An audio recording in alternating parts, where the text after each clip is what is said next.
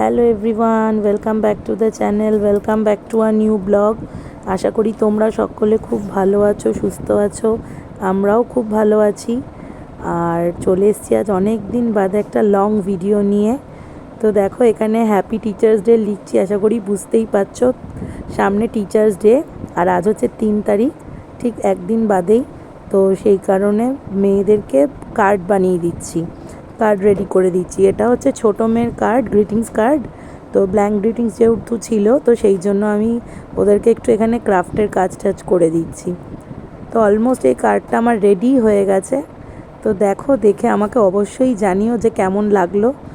আর আগামীকাল হচ্ছে 4 তারিখ, তো সেই জন্য ওদেরকে কালকেই এই কার্ড ফার্ড যে যা দেবে দিতে হবে, কারণ ওদের স্কুলে 5 তারিখ স্কুল ছুটি আছে।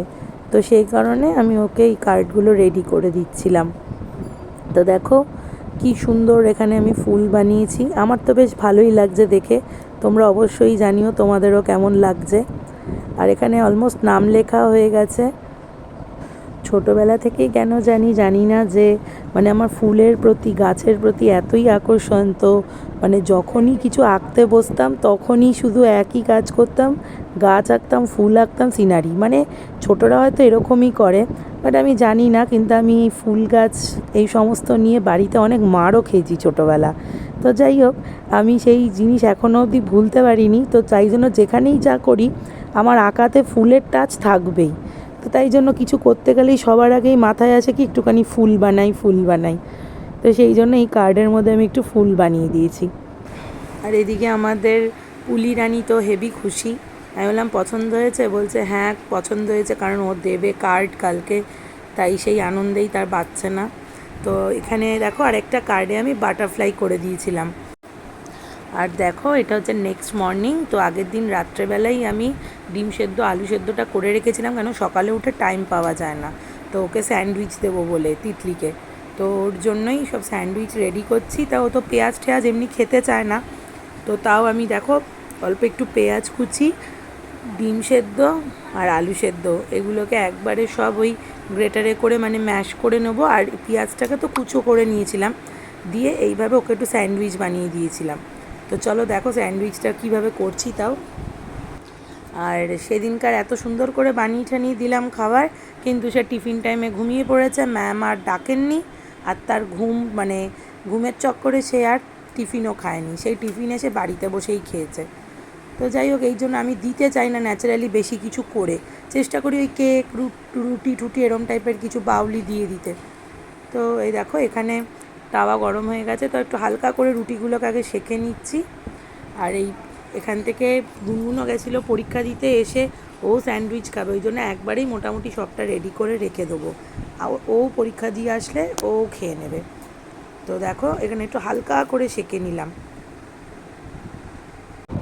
আর দেখো প্যান গরম হয়ে গেছে, আর এর মধ্যে সামান্য বাটার দিলাম। আর এবার এর মধ্যে ওই পেঁয়াজ কুচি, তারপরে ডিমটা যেটা গ্রেট করে রেখেছি, আলু টালু সব একসঙ্গে একবারে ভাজবো।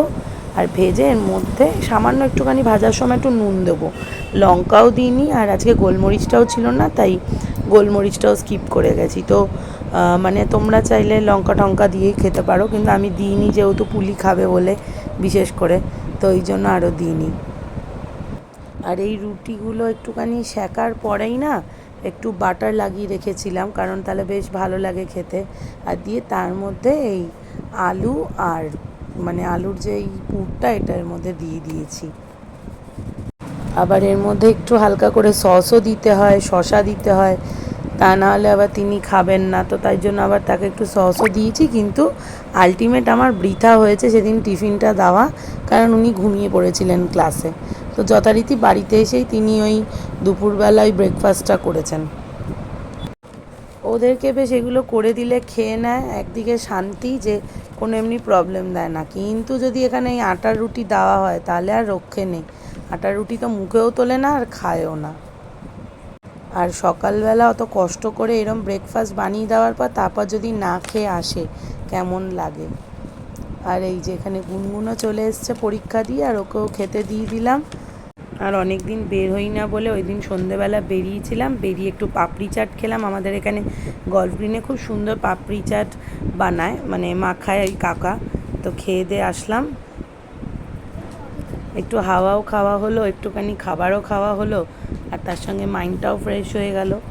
আর তারপরেই বাড়ি এসে আবার সেই টিচার্স ডে, এবারে হচ্ছে ছোটো মেয়ের কার্ড বানিয়েছি, এবার বড় মেয়েকেও দিতে হবে, তাই জন্য বড় মেয়ের আবার আমি কার্ড টার্ড বানিয়ে দিলাম। তো দেখা হচ্ছে আবার একটা নেক্সট ব্লগে, ততক্ষণের মতন tata, bye bye, take care. আর যদি এই ভিডিওটা ভালো লেগে থাকে তাহলে অবশ্যই কিন্তু একটা লাইক করে দিও আর কমেন্ট করে দিও, আর ভাল লাগলে একটা সাবস্ক্রাইব করে শেয়ার করে দিও।